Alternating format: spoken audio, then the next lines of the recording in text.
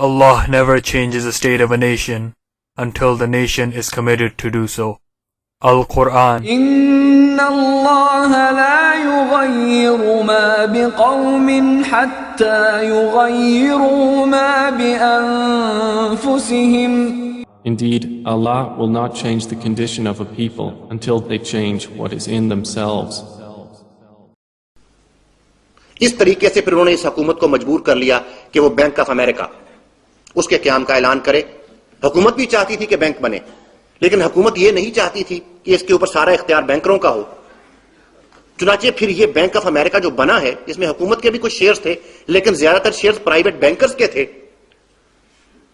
اور بینکر اس کے بعد جب تک یہ فیڈ نہیں بنا ہے پچھلی صدی میں، اس وقت تک مسلسل امریکی صدر جو تھے ان کے ساتھ ان منی چینجرز کی ٹسل جو ہے وہ چلتی رہی. بالآخر پھر یہ ہوا پچھلی صدی میں کہ یہ فیڈ کا جو قانون تھا، یہ بل جو تھا، یہ کانگریس نے پاس کر دیا، اور اس کے بعد یہ روپیہ جاری کرنے کا، کرنسی کے اجرا کا کنٹرول جو تھا مکمل طور پر حکومت کے جو شیئرز تھے اس میں سے وہ ختم ہو گئے، اور یہ پھر ان پرائیویٹ بینکرز کے پاس آ گیا. اس سے آپ اندازہ کر سکتے ہیں کہ دنیا میں اصل میں کھیل کیا کھیلا جا رہا ہے. کون ہیں جو اس دنیا کے حقیقی آقا بنے ہوئے ہیں؟ وہ کون ہیں جنہوں نے اس کرۂ ارض پر رہنے والے انسانوں کو اللہ تعالیٰ کی ربوبیت، اس کی الوہیت اور اس کی حاکمیت سے نکال کر اپنی ربوبیت اور اپنی حاکمیت میں جکڑ لیا؟ کس طریقے سے قدریں تبدیل کر دی گئی ہیں، کس طریقے سے ذہن بدل دیے گئے ہیں. الیکٹرانکس اور پرنٹ میڈیا، ان کو خرید لینا تو بات ہی کوئی نہیں. جب حکومتیں اور فوج اور بادشاہت جو ہے، جب تک یہ فیڈ نہیں بنا ہے پچھلی صدی میں، اس وقت تک مسلسل امریکی صدر جو تھے ان کے ساتھ ان منی چینجرز کی ٹسل جو ہے وہ چلتی رہی. بالآخر پھر یہ ہوا پچھلی صدی میں کہ یہ فیڈ کا جو قانون تھا، یہ بل جو تھا، یہ کانگریس نے پاس کر دیا، اور اس کے بعد یہ روپیہ جاری کرنے کا، کرنسی کے اجرا کا کنٹرول جو تھا مکمل طور پر حکومت کے جو شیئرز تھے اس میں سے وہ ختم ہو گئے، اور یہ پھر ان پرائیویٹ بینکرز کے پاس آ گیا. اس سے آپ اندازہ کر سکتے ہیں کہ دنیا میں اصل میں کھیل کیا کھیلا جا رہا ہے. کون ہیں جو اس دنیا کے حقیقی آقا بنے ہوئے ہیں؟ وہ کون ہیں جنہوں نے اس کرۂ ارض پر رہنے والے انسانوں کو اللہ تعالیٰ کی ربوبیت، اس کی الوہیت اور اس کی حاکمیت سے نکال کر اپنی ربوبیت اور اپنی حاکمیت میں جکڑ لیا؟ کس طریقے سے قدریں تبدیل کر دی گئی ہیں، کس طریقے سے ذہن بدل دیے گئے ہیں. الیکٹرانکس اور پرنٹ میڈیا، ان کو خرید لینا تو بات ہی کوئی نہیں. جب حکومتیں اور فوج اور بادشاہت جو ہے اس کو اس مینیپولیشن کے ذریعے سے اپنے شکنجے میں جکڑا جا سکتا ہے، تو یہ الیکٹرانکس اور پرنٹ میڈیا یہ تو کس کھیت کی مولی ہے؟ یہ وہ حقائق ہیں جب آپ انہیں کھوجنے کے لیے نکلیں گے تھوڑی سی محنت سے تو بہت سی اور بھی باتیں آپ کے علم میں آئیں گی. لیکن یہ وہ باتیں ہیں جو اس مغربی نظام معیشت اور بینکاری کے تحت جو انسٹیٹیوشنز اور ادارے چل رہے ہیں ان میں یہ باتیں کہیں پڑھائی نہیں جاتی. اور اگر کوئی بات جو ہے کوئی ایسا آدمی کرے جو باہر سے کریٹیکل کے طور پر، تنقید کے طور پر کوئی جو ہے نقطہ نمایاں کرے، تو اس شخص کی لکھی ہوئی کتابوں کو ہی مارکیٹ سے غائب کر دیا جاتا ہے. یہاں چونکہ تاریخی تناظر کی بات بھی ہوئی ہے تو اس ضمن میں یہ آرتھر کٹسن، یہ ایک انجینئر تھا انگلینڈ کا، اور یہ بعد میں غالباً امریکہ چلا گیا. یہ 1894 میں اس شخص نے یہ کتاب لکھی تھی، دا بینکرز کانسپریسی، اور اس میں اس نے تفصیل سے اس چیز کا جائزہ لیا تھا کہ یہ بینکر دنیا میں کیا کر رہے ہیں. اور اس شخص نے اس وقت پہلی جنگ عظیم اور 1930 کی وہ جو گریٹ ڈپریشن آئی ہے اس کی پریڈکشن اس نے کر دی تھی. لیکن آج آپ دیکھ لیجئے کہ معاشیات کی کتابوں میں کہیں اس شخص کا تذکرہ نہیں ملے گا، بلکہ شاید یہ کتاب بھی آپ کو ڈھونڈنا پڑے تو آسانی سے نہ ملے. اس لیے کہ وہ بینکرز جو ہیں وہ چاہتے ہیں کہ جو ایلیوژنز انہوں نے کریٹ کر رکھی ہیں ان درسی کتابوں میں، ان ایلیوژنز کو کوئی پہچان نہ لے، اس فریب نظر سے کوئی آزاد نہ ہو جائے. چنانچہ اس قسم کی کتابوں کو، اس قسم کے تجزیوں کو وہ خصوصی انتظامات کے تحت مارکیٹ سے غائب کر دیتے ہیں. آرتھر کٹسن نے اس وقت 1894 میں جو بات لکھی تھی، یہ ایک پیرا میں چاہتا ہوں تاریخی تناظر کے حوالے سے چند لائنیں ہیں، یہ پڑھ دوں. کرسن نے لکھا یہ ہے کہ until the beginning of present century, یہ 1894 میں، یوں سمجھ لیجئے کہ یہ بات اس نے لکھی ہے. Until the beginning of present century the only known method of conquering the world was by military invasions, a very dangerous, expensive and cruel system. But during the last half century, it was realized that a simpler, more effective and less dangerous looking method was possible by control of money. By this method, no armies or navies or munitions of war are required, no blood be shed, and public need know nothing of this danger until they are safely enslaved in the form of debt.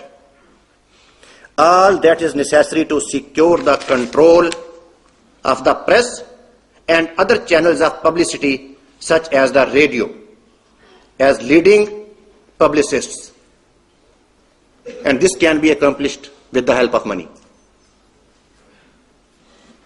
ذرا اندازہ کیجیے یہ بات کس وقت لکھی گئی ہے، 1894 میں. اور میرے علم میں یہ بات بھی آئی ہے کہ یہ کتاب جو ہے جس نے اسے ری پرنٹ کیا ہے، اس نے احتجاجاً اس لیے اسے ری پرنٹ کیا کہ 1930 کی جو گریٹ ڈپریشن ہے اس کے بارے میں اکنامکس کی کتابوں میں یہ بات لکھی جاتی ہے کہ کوئی شخص اسے پریڈکٹ نہیں کر سکتا تھا جو کچھ وہ ہوا. چنانچہ احتجاجاً اس شخص نے یہ کتاب لکھی کہ اسے پریڈکٹ تو پہلے کر لیا گیا تھا لیکن اس کا ذکر کہیں نہیں آنے دیا گیا.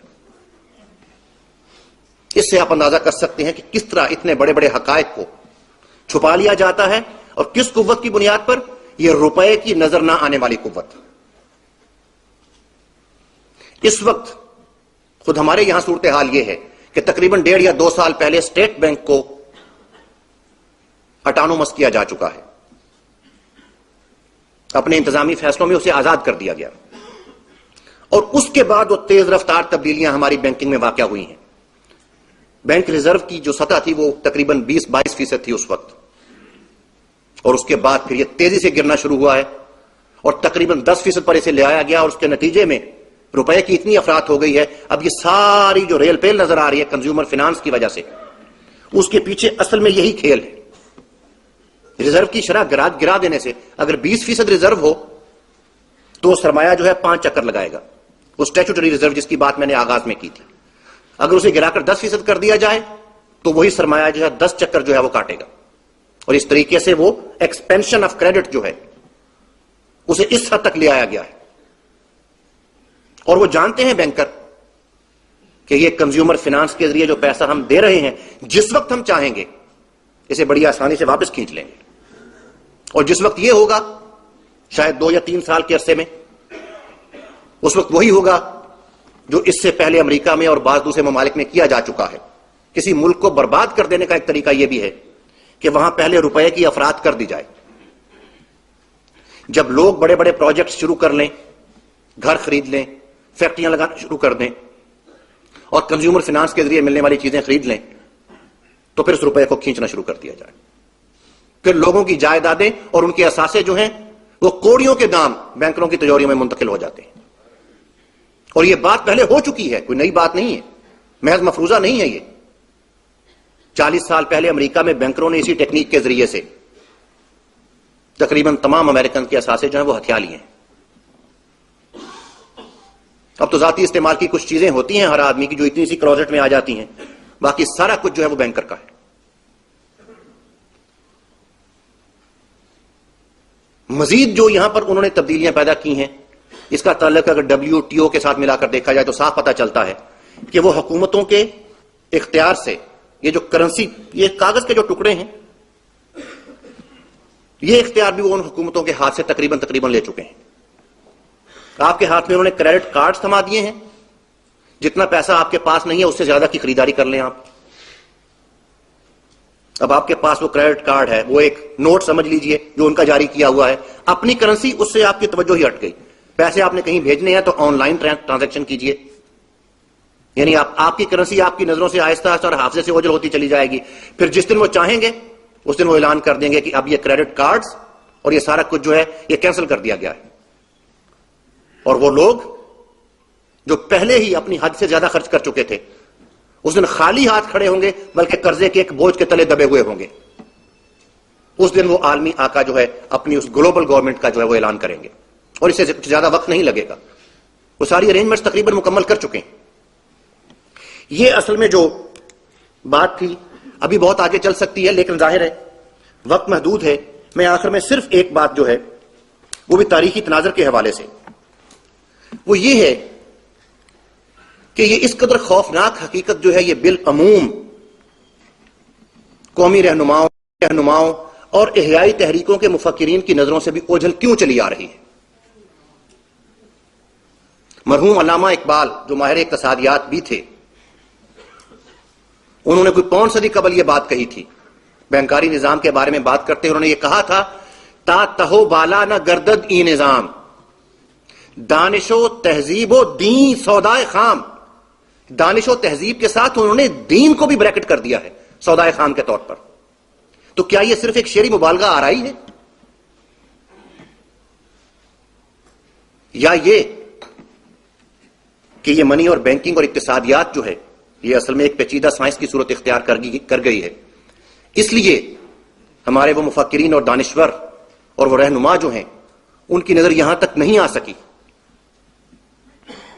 کہ یہ دانش و تہذیب کے ساتھ ساتھ اقبال نے جو دین کو بھی سودائے خام قرار دیا کہ یہ بھی انسانیت کے مسائل حل نہیں کر سکے گا جب تک اس مورچے کو سب سے پہلے توڑ پھوڑ کر برباد نہ کیا گیا. اس بات پر غور کیا جانا چاہیے، ورنہ وہ ہماری ساری مسائی جو ہے اس ضمن میں کہیں ایسا نہ ہو کہ وہ صرف اندھیرے میں تیر چلاتے بڑے خلوص و اخلاص کے ساتھ اندھیرے میں تیر چلاتے چلے جانے پر ہی وہ منتج ہو جائے. میں آپ حضرات کا بہت شکریہ ادا کرتا ہوں کہ بہت صبر کے ساتھ آپ نے اور بہت توجہ کے ساتھ یہ ساری بات سنی ہے، اور میں اللہ تعالیٰ سے دعا بھی کرتا ہوں کہ ہمیں وہ بصیرت اللہ تعالیٰ عطا فرما دیں جس کے ذریعے سے دین کا غلبہ، اس کے لیے جدوجہد کرنے والے اور اس کا خواب دیکھنے والے لوگ جو ہیں اس بصیرت کی روشنی میں اپنا آئندہ سفر جو ہے وہ طے کر سکے. آپ حضرات کا بہت بہت شکریہ. میں ڈاکٹر طاہر ابرار صاحب کا بہت مشکور ہوں. انہوں نے بہت ہی عمدگی کے ساتھ، جامعیت کے ساتھ اس سودی نظام کی ہلاکت خیزی کو ہم پر واضح کیا ہے. یہاں یہ میں عرض کر دوں کہ ہو سکتا ہے بعض لوگ یہاں بیٹھے ہیں ان کا تعلق بینکنگ کے شعبے سے ہے، انہیں یہ احساس ہو کہ یہ پکچر کی ایک سائیڈ ہے جو نامکمل ہے، لیکن حقیقت یہ ہے کہ جو کچھ بھی بیان کیا ہے اس کے بارے میں یہ جان لیجئے کہ جو کچھ ظاہری طور پر ایک چمک دمک نظر آتی ہے اور انڈسٹری اور اس قسم کی چیزوں میں جو بینکنگ کا ایک فائدہ نظر آتا ہے وہ ایک فائدہ ہے، اس کا ایک جو ہے جزوی پہلو ہے، لیکن جس قسم کی جکڑ بندی میں بالآخر جو ہے ہمیں جکڑ دیا جاتا ہے اور یہ نظام جس طریقے سے جو ہے چھا جاتا ہے اور ایک جو ہے پورا کنٹرول کرنے کا جو نظام قائم ہو جاتا ہے، اس کے حوالے سے ان کا یہ جو بھی بیان ہے اور انہوں نے جو بھی اتنی وضاحت سے بات رکھی ہے اس میں کوئی شک نہیں ہے. یہی وجہ ہے کہ آج ہماری صورتحال باوجود اس کے کہ ہم بہت سے حوالوں سے امپروو کر رہے ہیں، ڈیولپمنٹ ہے، انڈسٹریلائزیشن ہے، سب کچھ ہے، اس کے باوجود حال یہ ہے کہ خود مکتفی نہیں ہے، ہمارے پاس اپنا کچھ نہیں ہے، اور اسی طریقے سے ہمارے ہاں جو ہے ایک غربت کا احساس لوگوں کے اندر اور ایک بے چینی کا احساس جو ہے بڑھتا چلا جا رہا ہے. تو بہرحال یہ دونوں باتیں جو ہے اپنی جگہ ہیں. انہوں نے جو بات وضاحت کی ہے جس کی وہ ایک حقیقت ہے، اور اس کے لیے ظاہری سی بات ہے چھوٹا سا فائدہ یا تھوڑا فائدہ اس کے سامنے جو ہے وہ کوئی زیادہ اہمیت نہیں رکھتا. اب میں آج کے دوسرے مقرر کو دعوت دیتا ہوں. ہمارے دوسرے مقرر ہیں پروفیسر میاں محمد اکرم صاحب. ان کا تعلق یہیں لاہور سے ہے. انہوں نے انٹرنیشنل اسلامک یونیورسٹی سے ماسٹرز کیا تھا اور اس کے بعد اب اس وقت یہ پی ایچ ڈی کینڈیڈیٹ بھی ہیں یونیورسٹی آف ایجوکیشن میں. اکنامکس پہ ان کی کئی جو ہیں وہ کتابیں چھپ چکی ہیں. ایم اے کا جو نصاب ہے اکنامکس کا اس میں اسلامیات کا جو اسلامک اکنامکس کا جو نصاب ہے وہ انہی کی کتاب پر مشتمل ہے. یہی رائج ہے. اس کے علاوہ بہت سے مضامین انہوں نے لکھے ہیں. پروفیسر میاں محمد اکرم صاحب کا موضوع ہے سود کی حرمت اور اقسام قرآن و سنت کی روشنی میں. تو اب چونکہ ہم نے سود کی جو ہے ہلاکت خیزی کا معاملہ سمجھ لیا تو اللہ تعالیٰ نے جس چیز کو حرام ٹھہرایا ہے اب اسے سمجھنے کی ضرورت ہے کہ وہ کن الفاظ کے ساتھ کس انداز سے وہ چیز حرام کی گئی ہے. تو اب میں دعوت دیتا ہوں پروفیسر میاں محمد اکرم صاحب کو تشریف لائیں. نحمدہ و نصلی علی رسولہ الکریم. اما بعد فاعوذ باللہ من الشیطان الرجیم. بسم اللہ الرحمن الرحیم. حضرات گرامی، یہ ایک ایسا موقع ہے جس پہ ہم آج یہاں پہ جمع ہیں کہ سود کے حوالے سے جو ایک پیش رفت ملک میں جاری تھی، اس پیش رفت کے اندر بہت حد تک کمی آئی اور یہ موضوع جو ہے پس منظر میں چلا گیا. اور اب اس موقع پہ انجمن خدام القرآن نے اور مجلس تحقیق نے جو یہ اہتمام کیا ہے، یہ قابل صد مبارکباد ہے، تاکہ معاملے کو عام فہم بھی کیا جائے، لوگوں تک پہنچایا بھی جائے اور اس کی گریوٹی جو ہے اس کے حوالے سے لوگوں کو بتایا بھی جائے. تو انشاءاللہ العزیز اس مجلس کے نتیجے میں آئندہ کے لیے بھی مزید مجالس کی راہیں کھلیں گی اور اس کے نتیجے میں انشاءاللہ العزیز یہ لوگوں کے اندر معاملے کی گریوٹی جو ہے اس کا احساس بھی پیدا ہوگا. اور میں سمجھتا ہوں جہاں مجھے موقع ملتا ہے کہ بات کرنے کا، کہ اس موضوع پہ بہت ہی زیادہ عامت الناس کے اندر بات کرنے کی ضرورت ہے. لوگ عام طور پہ ان کو معلوم نہیں ہے کہ صورتحال کیا ہے، قرآن و حدیث کی تعلیمات کیا ہیں اور اس کے نقصان دہ اثرات کیا ہیں.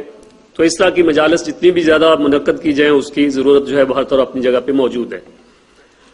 آج کا میرا موضوع قرآن و سنت کی روشنی میں سود کی حرمت اور سود کی اقسام کے اوپر بات کرنا ہے. اس وقت آپ کے سامنے میں نے ایک آیت قرآن پاک کی سورہ نساء سے آپ کے سامنے موجود ہے. اس کے حوالے سے میں بات کا آغاز کروں گا. اللہ تعالیٰ کا ارشاد مبارک ہے، اعوذ باللہ من الشیطان الرجیم، بسم اللہ الرحمن الرحیم. یا ایھا الذین آمنوا لا تاکلوا اموالکم بینکم بالباطل الا ان تکون تجارۃ عن تراض منکم ولا تقتلوا انفسکم ان اللہ کان بکم رحیما. صدق اللہ مولانا العظیم. اے لوگو جو ایمان لائے ہو، آپس میں ایک دوسرے کے مال باطل طریقوں سے مت کھاؤ، مگر یہ کہ تمہارے درمیان تجارت ہو باہمی رضامندی سے، اور اپنے آپ کو ہلاکت میں مت ڈالو، اپنے آپ کو قتل مت کرو، اپنے نفسوں کو قتل مت کرو. بے شک اللہ تعالیٰ تمہارے پر بہت ہی رحیم ہے، بہت ہی رحم فرمانے والے ہیں. حضرات، قرآن پاک کی یہ آیت کہ باہمی معاملات کے اندر اور خاص طور پہ مالی لین دین کے اندر وہ تمام طریقے جو باطل ہیں ان سے تم باز آ جاؤ. اور یہ اللہ پاک کی طرف سے جو حکم ہے کہ اگر اس سے باز نہیں ہوگے تو نتیجہ ہلاکت کی صورت میں نکلے گا. تم اپنے نفسوں کو، اپنے آپ کو ہلاکت میں ڈال لو گے. اور اللہ تعالیٰ تمہارے پر بہت ہی رحیم و کریم ہے کہ تمہیں یہ ہدایات دے رہے ہیں جس کے نتیجے میں تم اپنے آپ کو ہلاکت سے بچا سکتے ہو. ہلاکت میں ڈالنے والی وہ چیزیں، وہ معاملات جن کو باطل قرار دیا گیا ہے، ان کی تفاصیل ہم قرآن و حدیث کے اندر دیکھ سکتے ہیں.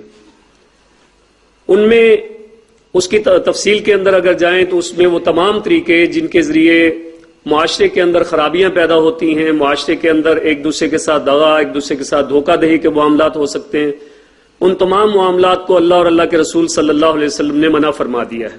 اور اس کی تفصیل جو ہے قرآن پاک کی آیات اور احادیث کی روشنی میں دیکھی جا سکتی ہے. خاص طور پر قسم المعاملات اور اس میں تجارتی حوالے سے قسم البیوع اور کتاب البیوع جو احادیث کی کتابوں کے اندر ہیں، ان کا اگر مطالعہ کیا جائے تو وہ تمام باتیں سامنے آ جاتی ہیں. انہی معاملات میں سے ایک معاملہ جو ہے وہ سود کا ہے، جس کے لیے قرآن ربا کا لفظ جو ہے وہ استعمال کرتا ہے. دو معاملات اگر قرآن پاک کا مطالعہ آپ کریں، مالی معاملات کے حوالے سے ایسے ہمیں نظر آتے ہیں جس کے اوپر اللہ تعالیٰ کی طرف سے بہت ہی سخت گرفت ہے. اس میں سے ایک معاملہ تو آپ دیکھیں گے جو کہ قرآن پاک کی سورہ توبہ کے اندر اللہ تعالیٰ کا ارشاد مبارک ہے، یہ ایک معاملہ ہے. اور دوسرا معاملہ سود کے بارے میں، ربا کے بارے میں، جس کا ابھی ہم مطالعہ کریں گے. سورہ توبہ کی یہ آیات 34 اور 35 نمبر جو اس وقت آپ کے سامنے ہیں، ان کی روشنی میں آپ دیکھیں گے آغاز وہی یا ایھا الذین آمنوا کہ جہاں پہ بھی معاملات مومنوں سے مخاطب کر کے اور احکام کی صورت میں آتے ہیں، اللہ تعالیٰ وہاں سے آغاز یا ایھا الذین آمنوا سے کر کے، اور حکم ہے جو اس میں دیا گیا